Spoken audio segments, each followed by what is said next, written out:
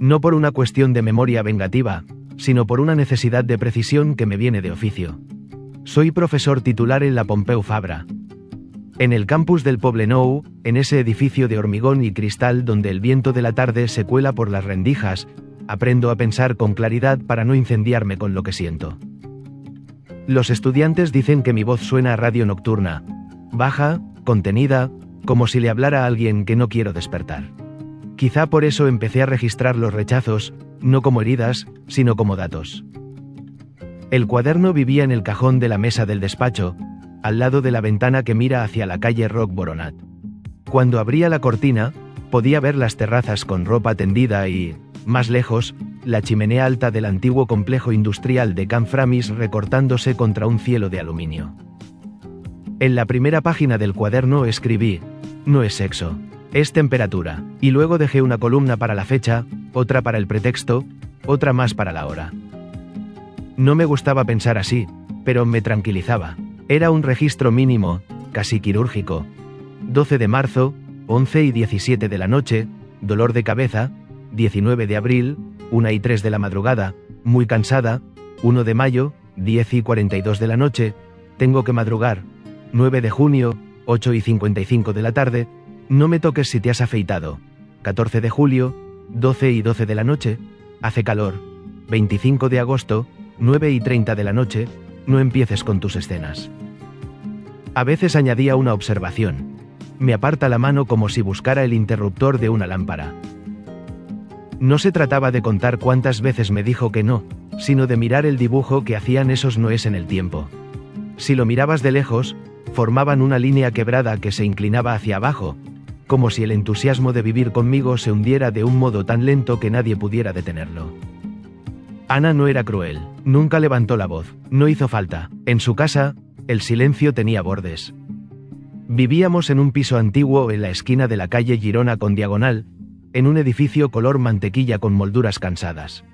La puerta se cerraba con un golpe seco que retumbaba en el pasillo. A veces, cuando llegaba de dar clases, me quedaba mirando esa puerta unos segundos, aún con la mochila puesta, como si esperara que hablara. Entraba, dejaba la taza de café vacía en la encimera, y oía el zumbido de la ciudad filtrarse por las ventanas del salón. Motos en tercera, conversaciones que se terminaban en la calle, ese rumor de Barcelona que parece agua corriendo dentro de las paredes. Ella trabajaba en una aseguradora. Había ascendido hacía poco, y lo celebramos con un arroz negro en el Born y una botella de vino que se nos subió a la cara. No recuerdo la fecha exacta, pero juraría que ese día todavía me llamó cariño.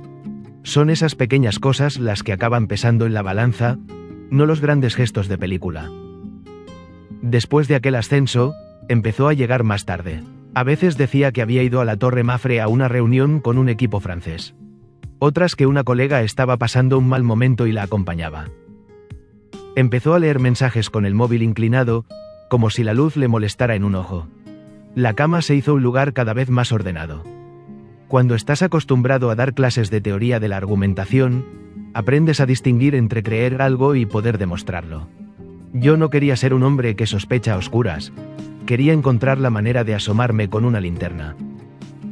Al principio la pensé torpemente, mirar su correo, seguirla, espiar el móvil. Lo descarté, no por principios, sino por higiene mental. Hay líneas que, una vez las cruzas, no te devuelven intacto. Preferí observar y esperar. El cuaderno en el cajón del despacho era un modo de atar el hilo a un clavo. El primer dato que me desordenó no estaba en la cama, sino en la cuenta bancaria. Habíamos pactado hace años llevar un único colchón económico, como un lago compartido que nos protegía si alguno caía. Yo siempre fui de la idea de que el matrimonio también es contabilidad, dos proyectos que se financian mutuamente. Pero, de pronto, aparecieron pequeños movimientos que no reconocía. No eran grandes, pero eran constantes. Pagos en la misma franja horaria cerca del Port Olympic, compras duplicadas de café en lugares a los que no íbamos. Sin querer, empecé otro cuaderno.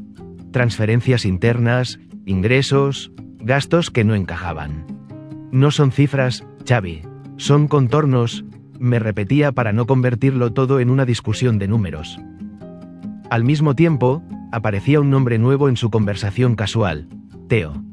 Lo soltaba como quien dice, el del marketing, alguien sin peso, sin olor.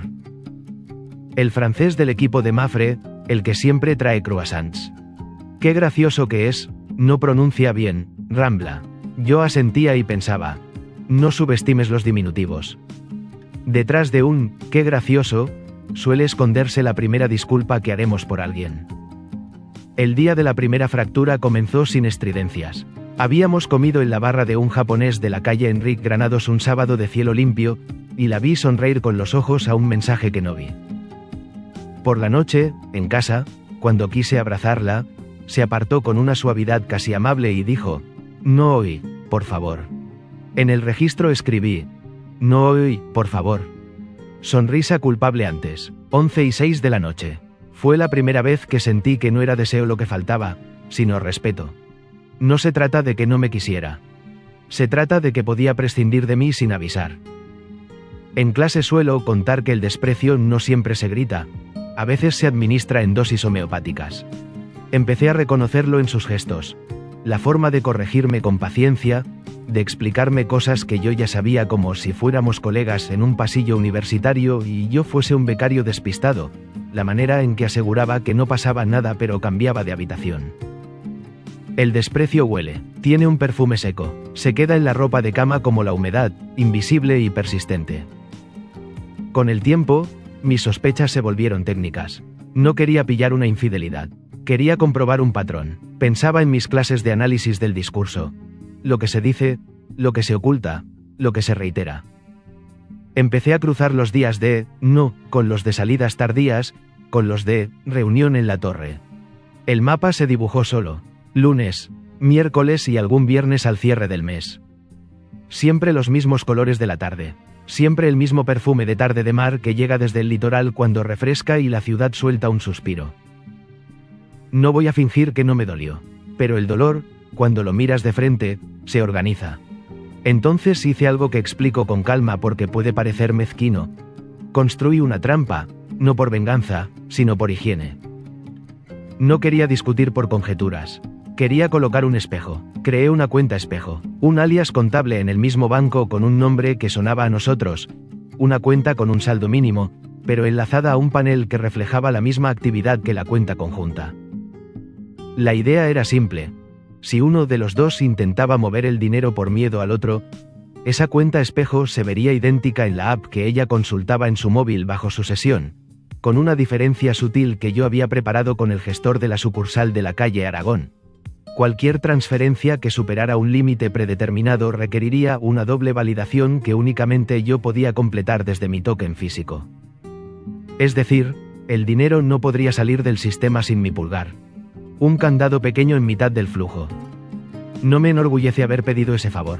El empleado, un hombre de pelo blanco que llamaba caballero a todo el mundo, me dijo, está dentro de lo posible, es como un seguro de 2 llaves. Yo asentí, no le conté nada, dio igual, él ya había visto en su vida tallas más difíciles. Los días siguientes me dediqué a una especie de teatro doméstico. Dejé en la mesa del salón un sobre con una tarjeta nueva, dejé que el móvil vibrara a la vista, tuve conversaciones en el balcón con mi hermano en las que decía, con volumen neutro, sí, lo mejor a veces es salir a tiempo. No era para provocarla, era para ver si el espejo funcionaba. Y funcionó. Una noche de octubre, de vuelta del campus, me detuve en el puente de la calle Yui para mirar las luces bajar por la diagonal, un río ordenado de rojos y blancos. Pensé en la ciudad como un circuito eléctrico, cada ventana una resistencia, cada historia una carga que en algún punto se quema. Llegué a casa y la encontré sentada en el suelo, frente a la mesa de centro, con la espalda recta y el portátil abierto. Tenía el pelo recogido y una camisa blanca que le hacía juego con el silencio. Levantó la vista lo justo para confirmar que era yo y volvió a mirar la pantalla. En el reflejo del cristal del balcón vi su sonrisa finísima, casi de afilador.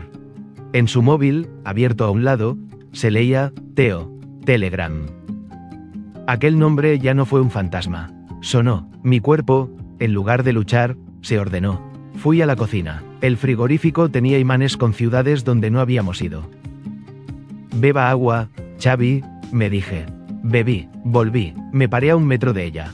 Respiré con calma, sabía que me estaba oyendo respirar. Cuando quiso hablar, lo hizo con una ligereza nueva, casi con alivio. No lo voy a reproducir palabra por palabra. Dijo que yo lo había querido todo muy planificado, que no la escuchaba, que me había encerrado en fórmulas, que había conocido a alguien que la hacía reír, que no me debía explicaciones porque hacía meses que yo había dejado de ser tierno. Supongo que todo eso era cierto en alguna medida. Las explicaciones no son mentiras, son mapas dibujados por el miedo. Después soltó, como quien se quita una piedra del zapato, que temía que yo vaciara la cuenta compartida, porque me veía capaz de optimizar la pérdida. Me gustó la expresión, optimizar la pérdida, podía ser el título de una clase. Le dije con una voz que no reconocí, no te preocupes por eso. Y ella sonrió, ya sin disimulo. No me preocupo, dijo, ya me he ocupado. Miré su portátil. En la pantalla estaba la ventana de transferencias del banco. La cuenta espejo, aquella que yo había diseñado para reflejar exactamente lo que ella esperaba ver, brillaba con un saldo que parecía real.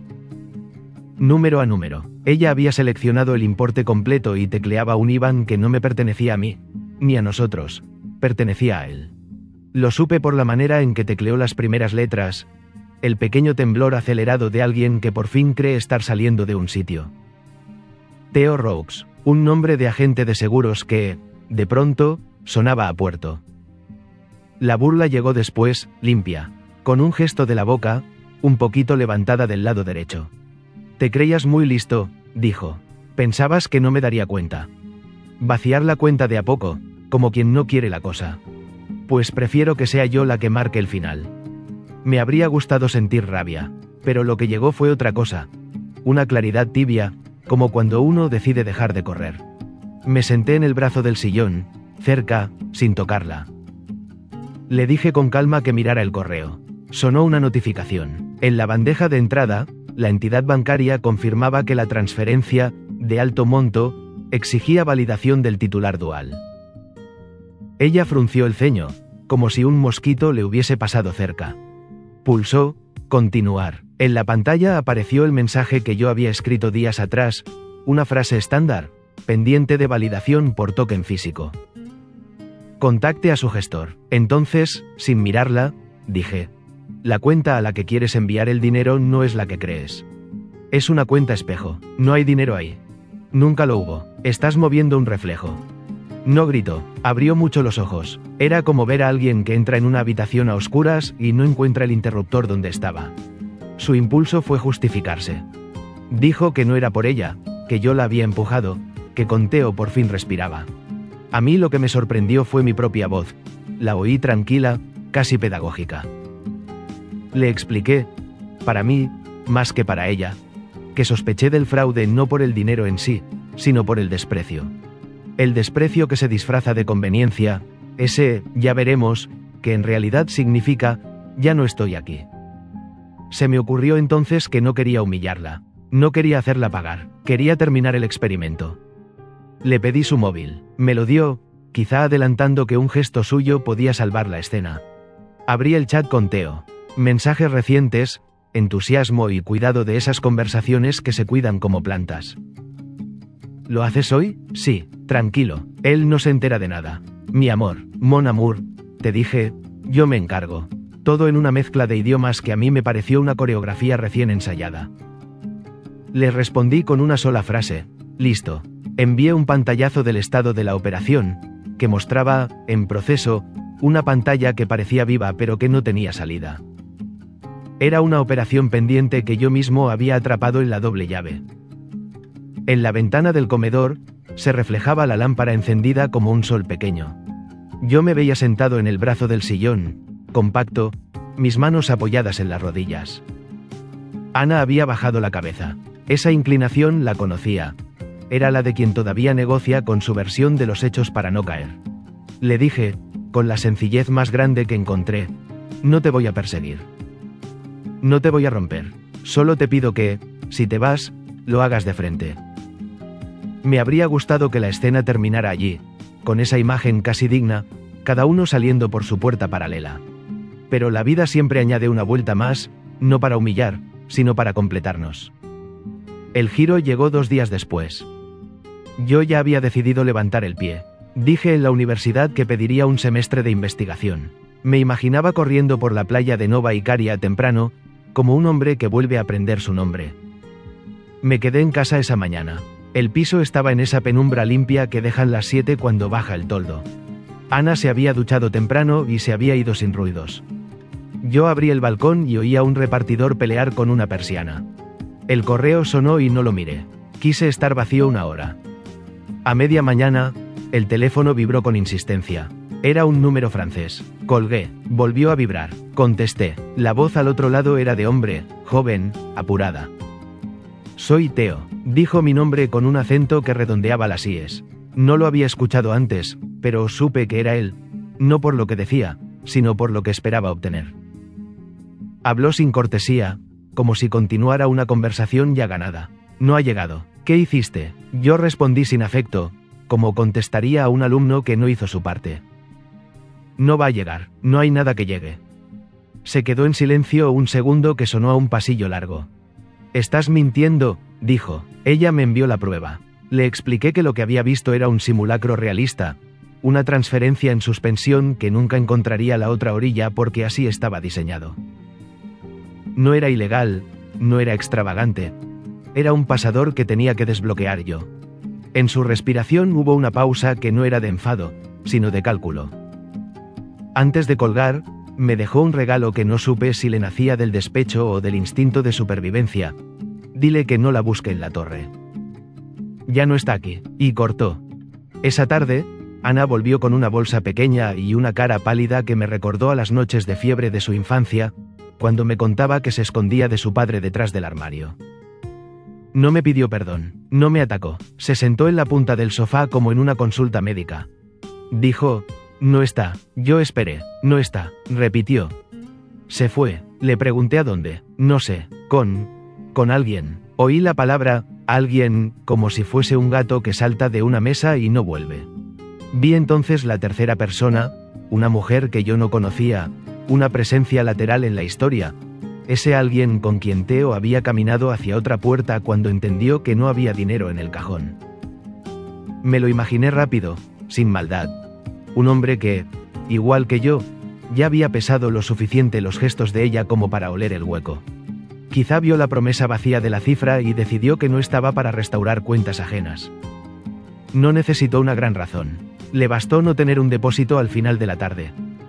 Fue extraño. Mi primer impulso no fue celebrar que la trampa había funcionado. Tampoco sentir que el mundo estaba ordenado. Lo que sentí fue una tristeza concreta por ella. Una tristeza sin épica. La miré como se mira a alguien que acaba de caer al bajar del autobús porque no calculó el escalón. Saqué 2 vasos, serví agua. Me senté a su lado sin rozarla. Respiré despacio. En mi garganta había una piedra blanda. Le dije, te vas a quedar aquí hoy. Mañana hablamos. No le hable con acento agudo de moral. No le hable con acento agudo de traición. Esas palabras no sirven para recoger vídeos. Hablé de tareas pequeñas. Que durmiera, que apagara el móvil, que si quería llamar a su hermana, que yo iba a salir un rato a caminar para darle aire. Bajé a la calle, caminé sin rumbo, crucé la diagonal hacia la Sagrada Familia. Me paré en la esquina de Provenza a ver turistas fotografiar columnas. Me sentí muy viejo y muy niño a la vez. Recordé el primer beso en el barrio de Gracia, un cine de verano que ya no existe, y me di cuenta de que lo que tememos no es que se acabe el amor, sino que se acabe la idea de nosotros y nos quedemos sin nombre. Esa noche dormimos. Digo, dormimos, por cortesía. Cada uno estuvo en su orilla. Yo me levanté a beber agua a las 3. El suelo estaba frío.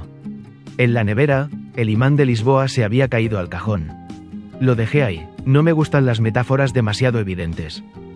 A la mañana siguiente, le pedí que fuera a la sucursal conmigo. Firmamos unos papeles. Abrimos 2 cuentas separadas con un monto equivalente para salir de la emergencia. No porque quisiera salvarla bajo mi ala, sino porque quería cumplir con la decisión que había tomado la noche anterior. No dejarme arrastrar por una versión de mí que no me gustaba. Había sido funcionalmente cruel al diseñar la trampa. No necesitaba seguir siéndolo. Por la tarde, el campus estaba vacío. Fui al despacho y abrí el cajón con el cuaderno. Revisé los noes como quien mira fotos viejas por última vez. Subrayé el primer, No hoy, por favor, y el último, de hacía apenas 2 semanas. Pensé en la utilidad del registro y en su costo. En la pizarra, donde los alumnos a veces me dejaban fórmulas y chistes, había una frase en tiza: la verdad nos hace libres, pero primero nos rompe. Sonreí, no sé quién la escribió, pero esa tarde me pareció exacta sin necesidad de dramatizarla. Volví a casa al atardecer. Barcelona tenía esa luz baja de octubre que vuelve los bordes más nítidos. En las terrazas, la ropa tendida agitaba los fantasmales saludos de la vida que sigue. Encontré a Ana en el salón con una maleta pequeña. Había hecho algo que yo no esperaba. Había ordenado la estantería, las tazas, los cajones. Dejó encima de la mesa su copia de las llaves. No habló durante un rato. Yo tampoco. El silencio entre nosotros había cambiado de temperatura. Ya no cortaba, solo pesaba.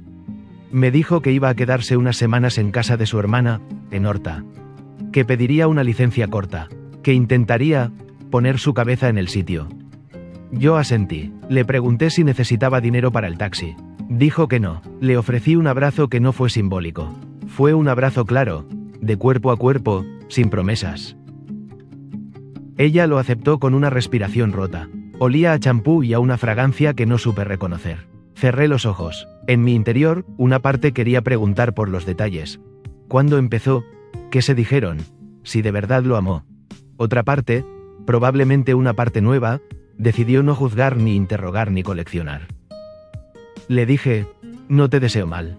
Cuídate. Y lo dije en serio. Después de que se fue, la casa no se vació. Se quedó quieta, que es otra forma de presencia. Abrí las ventanas, ventilé, puse una lavadora no por necesidad, sino por rito.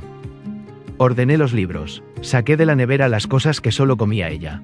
Tiré una planta que se había rendido hacía meses. No era limpieza, era un gesto. Crear un espacio donde mi voz pudiera oírse. Preparé una bandeja con pan y tomate y un poco de queso. Me senté a comer despacio, mirando el balcón donde, a esa hora, entraba la luz oblicua que hace que el polvo baile sin vergüenza. Esa noche llamé a mi hermano. No hablamos de ella, hablamos de fútbol y de la última película de un director que le gusta. Colgamos con la promesa vaga de vernos el fin de semana. Antes de dormir, fui hasta el balcón. Desde allí se ve el carril bici con su línea continua, como un latido. Barcelona, en esa hora, huele a panadería y a gasolina. Pensé en el tipo de hombre que quiero ser. Pensé en la cuenta espejo y en la cara de Ana mirando un número que no existía.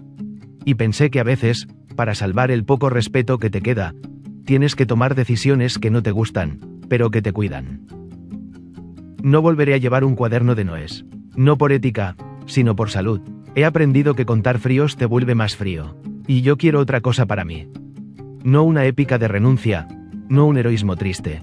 Quiero levantarme temprano, bajar al Poblenou, correr por la playa con el aire húmedo cortándome la cara, volver con las zapatillas arenosas, ducharme, ir al despacho con un café y una tranquilidad que me haga menos agudo pero más humano. Quiero mirar a mis estudiantes y hablarles sin la prisa de un hombre que está comparando todo con otra cosa. Quiero ser capaz de amar con imperfección y, cuando se me escape el amor, reconocerlo antes de que se pudra. A las 2 semanas, recibí un mensaje de un número desconocido. Era escueto. Perdón por lo de la llamada. Fue feo. Supe que era Teo. No contesté. No por rencor, sino porque no tenía nada que hablar con él. Me contenté con saber que, en su propio idioma, entendió que hay límites que uno no cruza sin empequeñecerse. No necesitaba confirmar su huida ni encargarme de su vergüenza. Ana me escribió una mañana de sábado desde Horta. Me dijo que estaba bien, que estaba triste, que estaba leyendo un libro que yo le había recomendado y que por primera vez lo entendía. Me alegró de un modo sobrio. Le contesté que cuando quisiera, podíamos vernos para hablar de la logística, pero que no corría prisa.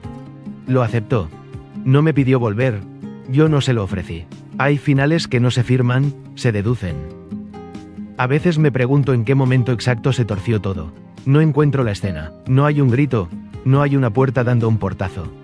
Si me esfuerzo, si regreso a la primera página del cuaderno mental, quizás señalaría esa frase: no es sexo.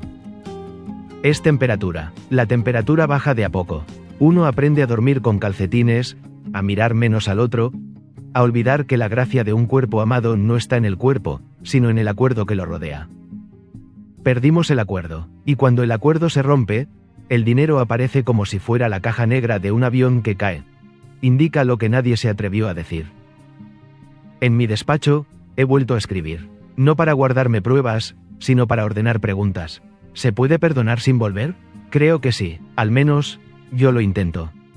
Perdonar, para mí, fue ese día en la sucursal, abrir 2 cuentas, firmar sin temblar, darle aire a quien ya no podía respirar conmigo y, sobre todo, quitarme del centro de su fracaso. Mi trampa funcionó, y no estoy orgulloso ni avergonzado. Fue un dique, ya no lo necesito. A veces me asomo a la ventana del campus y veo el parque del centre del Poblenou con niños jugando y una mujer que pasea con un perro que parece sonreír. Entonces me digo que la vida es un sistema que se autorregula. Rompemos donde somos más débiles para poder seguir andando con el resto. He pensado también en el desprecio. Es una palabra dura, pero precisa. No fue falta de deseo, fue falta de respeto. La conveniencia lo maquilla. Ahora no, mañana, cuando cuadre, cuando la reunión, cuando el cansancio, cuando... Conveniencia es el eufemismo más cruel del amor. Nos convencemos de que organizamos, y en realidad estamos huyendo. Yo también aprendí a huir. Huí con una cuenta espejo, con una calma de profesor que lo planifica todo, con un armario ordenado. No seguiré huyendo así. Si alguna vez vuelvo a querer a alguien, espero tener la decencia de decir, no puedo, a tiempo, o, me estoy yendo, sin construir laberintos que luego me sirvan de coartada. Aquella mañana clara de noviembre, bajé al litoral en bicicleta. El cielo era de un azul indeciso, largo. Crucé por el carril de marina y, al llegar a la playa, apoyé la bici en la baranda. Caminé descalzo un rato. El agua estaba fría y viva. Pensé en la torre, en los ascensores de cristal de la Mafre subiendo y bajando gentes que miden riesgos. Sonreí. Qué extraño que al final, para sobrevivir, no haya que medir tanto. Basta con aprender a sostener el dolor sin imposiciones, sin convertirlo en una excusa para desfigurar al otro. Volví a casa con una bolsa de pan caliente. Abrí las ventanas. Puse café. La luz entraba oblicua, y el polvo bailaba otra vez. Me senté en la mesa con una libreta nueva. En la primera página escribí, no registrar. No me hacía falta mirar más al espejo. El espejo sin dinero, la cuenta fantasma, me habían mostrado lo que ya sabía y no quería nombrar. Cerré la libreta. Me di cuenta de que por fin, después de meses de voces bajitas, la mía volvía a ser mía. No sé si algún día veré a Ana en la calle, saliendo de un taxi en la diagonal, cruzando con prisa, hablando por teléfono con una mano en el pelo. A veces imagino que nos miraremos como lo hacen los viejos aliados, con una piedad limpia. Otras veces me descubro deseándole algo tan primario como una risa nueva, una risa sin doble fondo. Yo, por mi parte, estoy aprendiendo una forma de paz que no es ruidosa. Es discreta como las luces de los portales cuando cae la noche en el Eixample. Si me preguntaran qué aprendí, diría que el amor no se pierde por un día ni por una traición, sino por una acumulación de pequeñas rendiciones que vamos firmando sin leer. Y que, cuando llega el momento de irse, conviene hacerlo sin teatro y con la lucidez de quien entiende que no se le debe al otro una humillación, sino una verdad. Ese es todo mi relato. Un hombre que, por no querer incendiarse, ordenó su dolor con inteligencia fría. Y, al final, cuando se encontró sosteniendo un espejo sin peso, lo dejó caer para poder mirarse sin trucos. Porque solo cuando dejé de contar los noes, pude decirme que mi vida no era una suma de rechazos, sino la posibilidad de elegir, con calma, la temperatura a la que quiero vivir. Y elegí esta, una en la que el respeto no sea una moneda de cambio, sino el aire que entra y sale cada vez que pronuncio mi nombre en voz baja.